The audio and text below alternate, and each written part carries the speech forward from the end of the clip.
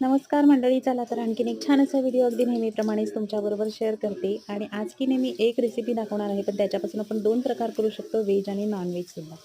तर एका ताईंची कमेंट होती, टिफिनमध्ये जो मी राईस देते ना त्याची रेसिपी डिटेलमध्ये दाखवा म्हणून. तर तीच ही रेसिपी आहे. इथे भरपूर सारा लसूण जो आहे मी कट करून घेतला आहे बारीक, आणि तो तेलावरती व्यवस्थित परतवून घ्यायचा आहे. त्याच्यानंतर आपल्या आवडीप्रमाणे भाज्या घ्यायच्या आहेत. इथे मी सिमला मिरची, गाजर, पातीचा कांदा आणि फरसबी घेतली आहे.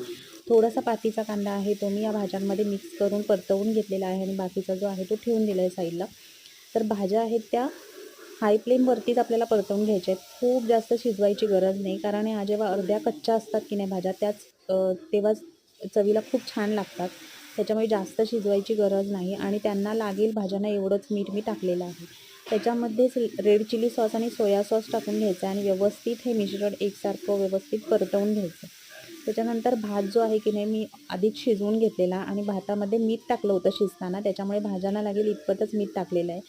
भात त्याच्यामध्ये एकत्र करायचा आणि मिक्स करून घ्यायचा. इतकी झटपट रेसिपी आहे, पण चवीला खूप छान लागते. बाहेरून आपण फ्राईड राईस मुलांना आणून देण्यापेक्षा घरीच आपण अगदी छान आणि हेल्दी राईस त्यांना बनवून देऊ शकतो.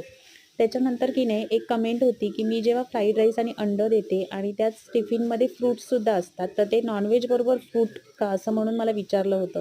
तर काय होतं, मुलांना 2 ब्रेक्स असतात, आणि त्याच्यामध्ये की नाही एक शॉर्ट ब्रेक असतो आणि एक लाँग ब्रेक असतो. तर शॉर्ट ब्रेकला की नाही त्यांना स्नॅक्स वगैरे असं काहीतरी घरचं द्या असं म्हणतात.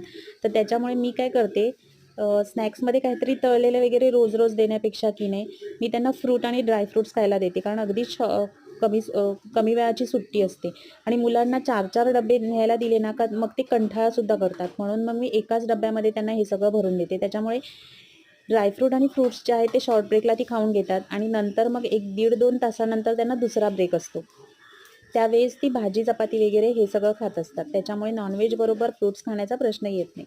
त्याच्यानंतर हे जे मी दाखवलं की नाही ते अंडी आहेत, आणि ती तव्यावरती व्यवस्थित अशी फोडून त्याच्यामध्ये मीठ टाकून मिक्स करून घेतलेली आहेत फक्त. राईस आपला सगळा करून झाला की नाही, की त्याच्यानंतर हे जी अंडी आहेत ती वरून टाकून घ्यायची आणि एकसारखं मिक्स करून घ्यायचं. तर हा आपला पहिला बनवलेला व्हेज फ्राईड राईस आहे, आणि हा आहे एग फ्राईड राईस. म्हणजे व्हेज आणि नॉन-व्हेजची रेसिपी एकच आहे.